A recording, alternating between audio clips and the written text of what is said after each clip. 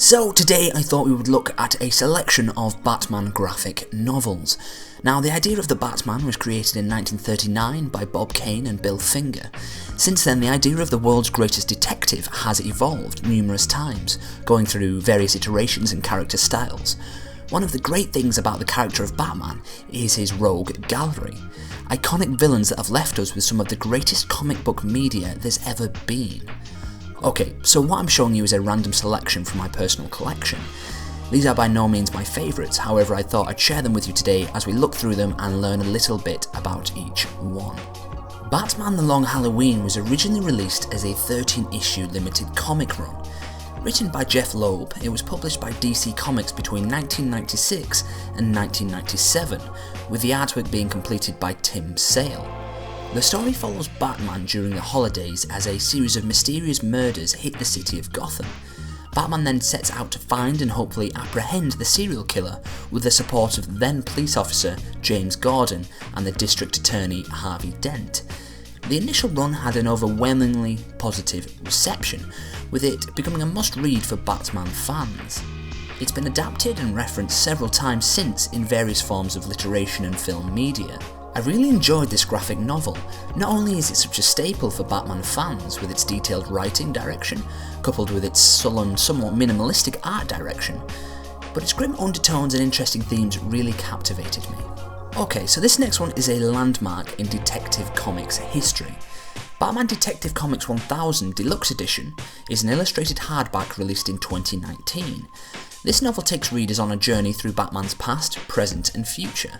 It's pretty much, as you would expect, a celebration of the character so far. To coincide with the video game Batman Arkham Knight, this novel finally introduced the character of the Arkham Knight to the comics for the first time. This issue did also release with several illustrated covers. The novel features several stories of the Caped Crusader, with a lot of talent going into this, from people such as Dennis O'Neil and Peter J. Tomasi. I'll link all my references in the description if you want to know more. I feel satisfied with this issue.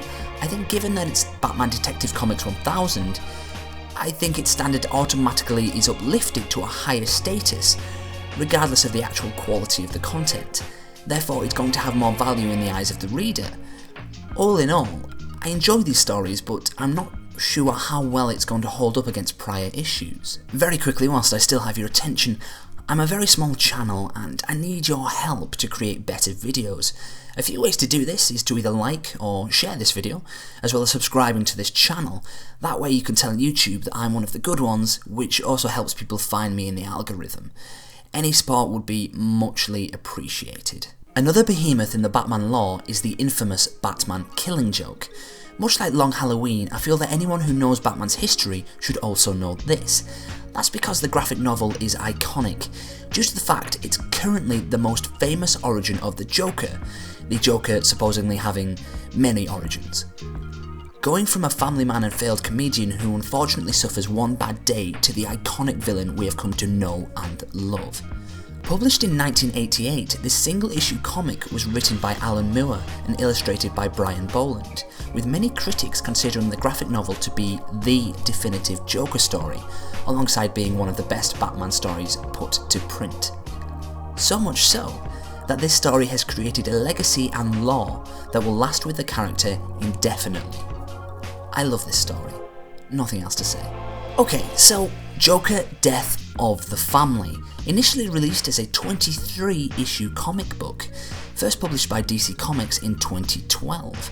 Several characters of the Batman family are included in this one, from Catwoman to the multiple Robins that appear in this, and yes, the title is a reference to the classic Batman story, A Death in the Family, which is a whole other thing but features what I think is the biggest Batman-related event in comic book history. But that's for another time. Again, multiple writers, so we see talent here from Scott Snyder, Adam Glass and Kyle Higgins, artists such as Greg Capullo, Eddie Barrows and Ed Baines. It's pretty good. I don't think it's the strongest, but it holds its ground. For me, it's probably on par with Batman Detective Comics 1000. If you're a Batman fan, I would argue it's worth the read. Batman White Knight. This is such a weird one for me. Initially an 8-issue limited series which was written and illustrated by Sean Murphy, it began publication in 2017 and concluded in 2018. In this story, the Joker is apparently cured of his madness and sets out to become a politician within Gotham City. He uses his real name Jack Napier. Through this, he seeks to change his public image as the iconic villain the Joker and quote-unquote save Gotham City from Batman, who he now views as the real enemy of the city. It's a bit convoluted, but it's certainly something I've never seen or read before. But after reading it and seeing how well understood and fleshed out the story is, I have to say that I thoroughly enjoyed this one, which cements the reception as well, because Batman the White Knight quickly became one of the most popular Batman comics in recent years. I highly recommend this for anyone who's a bit more into the Batman lore and wants to explore something new. So that's it for this video. If you enjoyed any of my content, or you do enjoy my content, don't forget to like or share this video, subscribe, comment, and hit that notification bell for more great content. Thank you for watching, and stay retro.